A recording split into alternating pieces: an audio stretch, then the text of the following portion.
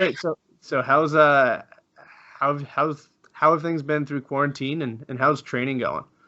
You know, about as good as they can go, I guess.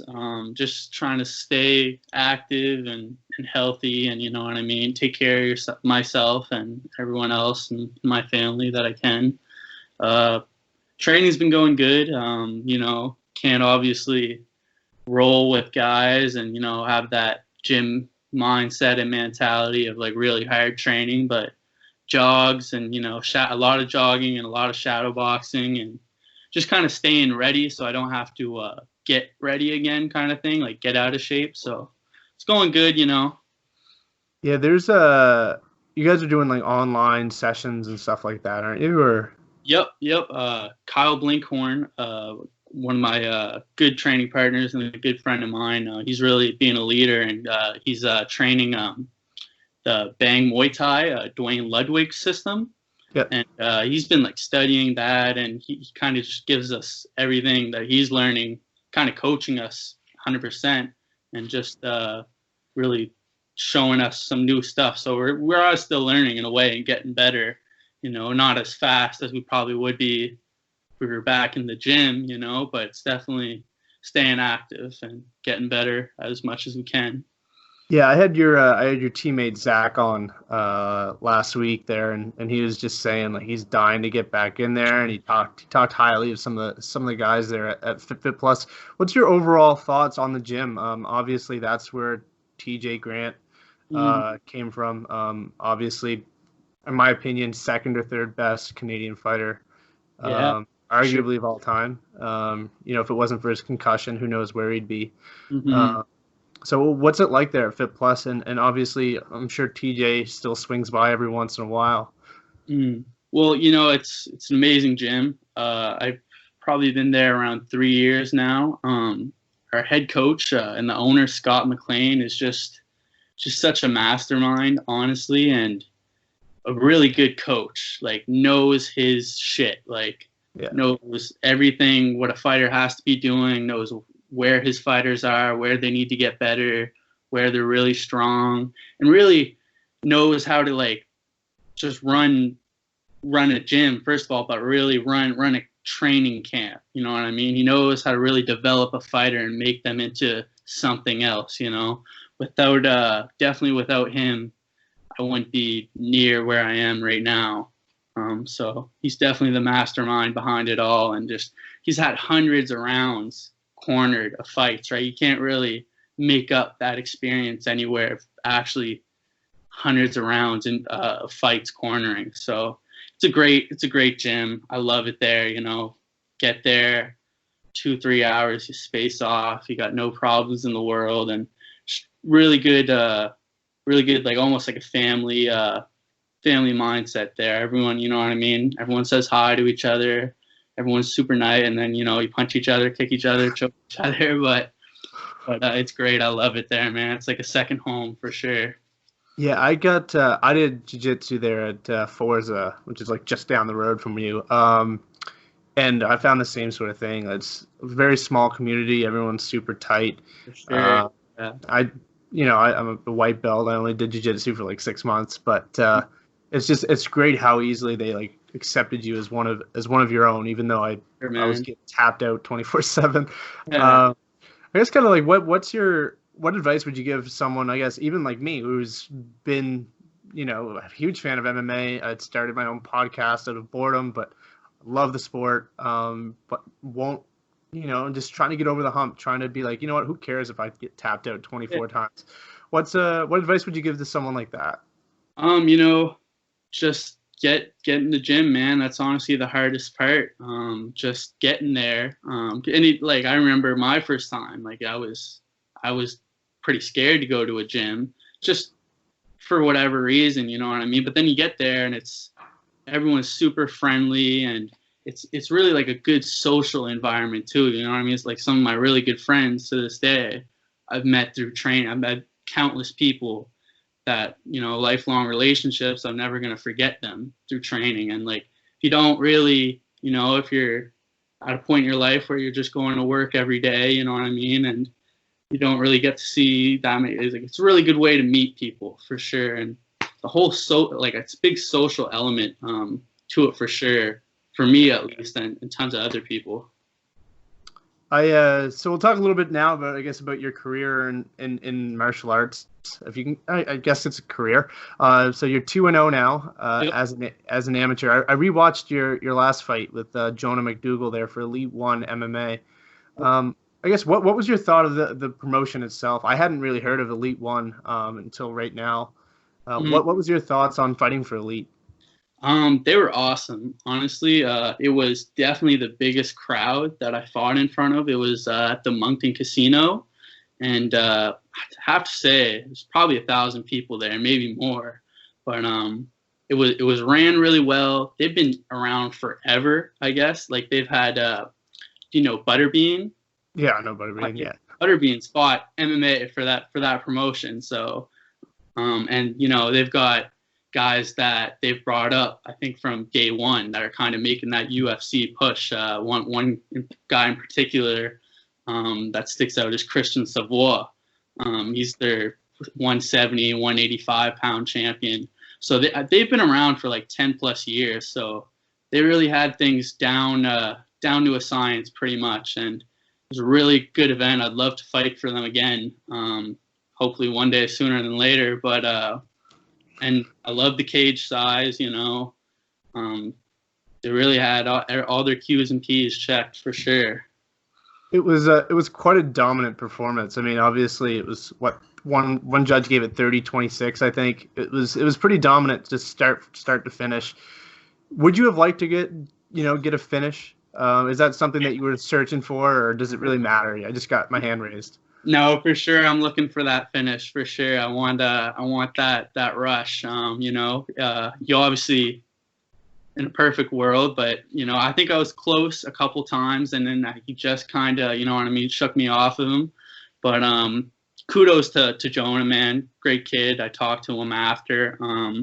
But I definitely want that finish, either submission or knockout or TKO. But the main thing is getting the W and taking the least amount of damage possible. So, but I dream about that finish for sure, for sure. All right, so that was a little over a year ago. What was the reason for such a long layoff? Like, didn't you want to get back in there? Yeah, I definitely did. I was supposed to fight Robbie Innes on FLA 2. Fell through. I had a kickboxing or Muay Thai match that fell through. I got injured. If I could go back in time, definitely would have taken that FLA fight. There's some rule changes that I thought were a bit ridiculous, especially for a guy like Robbie who had so many fights, and it would have been my third fight.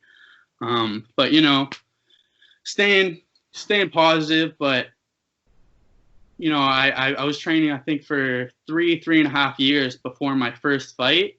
And I think that was probably one of my best performance to date. So I think my next one will go just as well, even with the time in between. I think it can be helpful, like sometimes when you take a break from grappling, even a month break, you come back a little better for some reason. So it's like,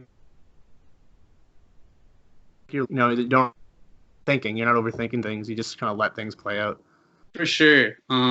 Cut out there a little, I didn't hear, but yeah, that's you don't have time to think in the cage for sure. You're gonna do what you trained, and everything's out in the line. You're kind of naked in a way, right? Like it's gonna show if you've been putting in that cardio work, or you know what I mean, or if you're it's gonna show if you're mentally tough too. If you get in a pad position, if you kind of fold or you fight through it, for sure. In an ideal scenario, when would you like to get back in there? Obviously, right now, especially here in Nova Scotia, the world's on a hold. You can't really do much. You can only run in public parks. They just opened those up. But is there a timeline for your return? As soon as events are back on, I wanna be on the next one. Whether it's in New Brunswick, and maybe there's a way that we can cross the border, me and a couple coaches.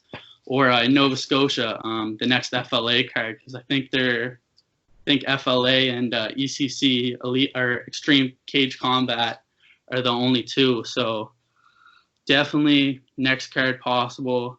I'm staying in shape so I don't have to get in shape, and like whoever it is, I just want to get back in there. And I'm 21 now, so I'm not in a rush necessarily for sure, but I miss it for sure. Like there's nothing like that feeling of actually competition and then succeeding in it too. Like it's pretty good feeling after for sure.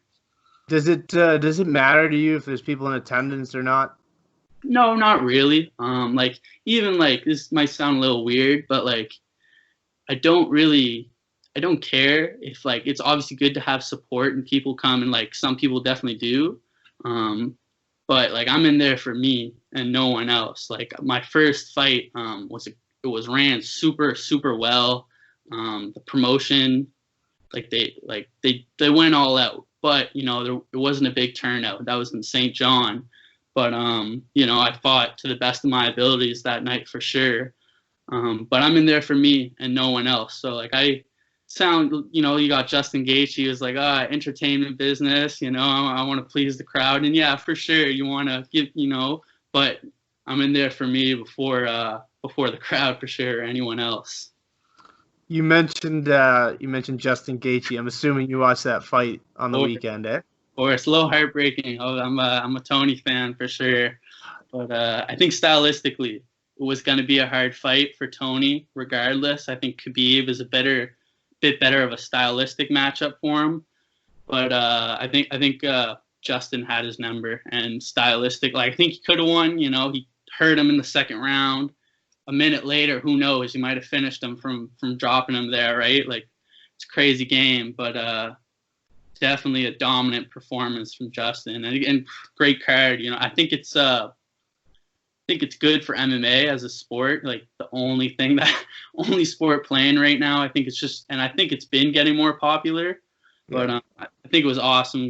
Get the fighters paid, get the people around the world to watch something that's not Netflix. So, but yeah, it was a great card. And even though I'm a Tony stan, kudos to Justin, man. He's the baddest man on the planet, one of the baddest men on the planet for sure right now. Yeah, it was a incredible performance. It was I did like a fight companion with a couple of my friends. I think one of them you may know, Colton Rushton. I think I went to high school with Colton. Great guy. Yeah. Yes. Yeah. So I had him on, and we were watching the fights together, and it was crazy. We were all just kind of like mesmerized by his performance. So it was really good. He looked incredible. I can't wait for the Khabib fight. Yeah, for sure. That will be a fun stylistic one too, right? Striker with wrestling that he doesn't use, right? Who knows how that will go, but yeah. So you're now 2-0 as an amateur. When do you look to go pro? Is that something like a year away, 2 years away, or is it going to be depending on your next performances? So my goal is I want to go 5-0. I want to go 5-0, maybe 4-0, and get that fifth, make a pro fight after that. But 4 or 5-0, and then I want to go pro for sure. I think I get a couple quick wins, and it'll come sooner than later for sure. But definitely want to go pro sooner than later. But want to get some tough fights in at amateur and really test myself and go pro, before I'm 25, hopefully for sure. All right, yeah. So you're 21 now, so it's like 4 years away. So, are you in school? Or are you doing anything else, or is it 100% focused on MMA? So I went to NSCC in 2017. It was at the end of 2017, going into 2018. I took masonry, bricklaying. So 6-month program, and ever since I've been working as an apprentice bricklayer. Not constantly working, in the winter there's a little less work for all bricklayers, but yeah, I've just been working, and it kind of meshes pretty well with what I wanted to do, which was, I always had the mindset of I wanted to fight. Even my first day in the gym, I went because I knew I wanted to fight eventually. but it works well because in the winter, you know, I can kind of focus everything into fighting and, you know, get a good season in. And it's pretty hard work. I think it kind of calluses my hands too, just lugging bricks all day. So hopefully that translates over in the cage one day and hit a guy with a brick. It's my mindset basically. Did you have a martial arts background before you picked up MMA, or was it just jumped in MMA? Yep, I just jumped right into it. I was 15, going into grade 10, going into high school, and I just jumped right into a MMA gym, and I was really scared to walk in the gym, actually, my first time, but since day one, I fell in love with it. It was just, I remember hitting pads from my first day I walked in the gym, and next day I probably did jujitsu, but yep, no prior martial arts experience. It was just right into MMA. So, do you think that's a good way to go, or do you think the best way to do is have like a wrestling background or a karate background? I feel like people who, for example, have a karate background tend to stick to it too much. Whereas if you pick up MMA straight away, similar to like a guy like John Jones, you kind of don't resort to a specific style. Mesh it all in together for sure. I'd say, you know, MMA is a sport. It's as diverse as anything, right? There's a million ways to win. There's a million ways to lose. There's a bunch of different million styles. You know what I mean? I think wrestling in specific is probably the best background like you can have, especially in the States. Just get that competition mindset, and you're literally practicing cutting weights already. And you know, the guys in the States, they start wrestling at 5 years old. So, yeah. And it's just such a dominant style or element to have too. But you know, everyone's a different fighter. Everyone's gonna have their own come up, their own, you know what I mean, style, and they're gonna have their own introduction for sure. But you know, you look at guys like John Jones, perfect example, and then Henry Cejudo, who's probably been wrestling since he was 5 years old, right? One of those guys. So there is no right way to do it. There's just your way and however you go about it. All right, and then we'll follow up with a non-MMA question. I think that's the best way to end it. What are you doing in your free time? What are you watching? Obviously, we're both in Dartmouth, so I'm sure that we've got the same options on Netflix. Yeah. What's occupying your time? What TV shows, what video games are you playing? I got back into The Walking Dead for sure. I watched that in junior high and got away from it. But Walking Dead and Warzone, Call of Duty Warzone for sure. Those have been keeping me busy and just working out for sure. But a lot of video games. They kind of, you know, I kind of got burnt out on them 2 weeks into quarantine. I was like, play some video games, you know, have a good time. And now it's like, fuck, what else am I going to do all day besides, you know, watch TV and play video games? But, yeah, you know, just the same old stuff on Netflix, Walking Dead, Arrested Development, actually, that's a good one. I didn't realize how funny that show was until now. Yeah, it's hard and can't, like, especially here in Nova Scotia, to like plan. You're like, oh, it's snowing in the morning, so I'm just gonna hang out and play video games, and then an hour later it's 30 degrees. Yeah. So like today.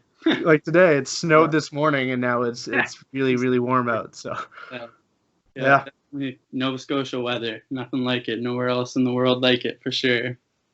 All right, man. Well, wish you all the best. Hopefully, I can get to see you sooner rather than later. That FLA card.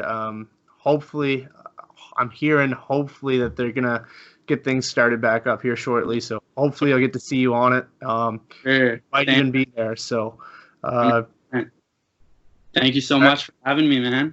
No, thanks for coming on. Appreciate it.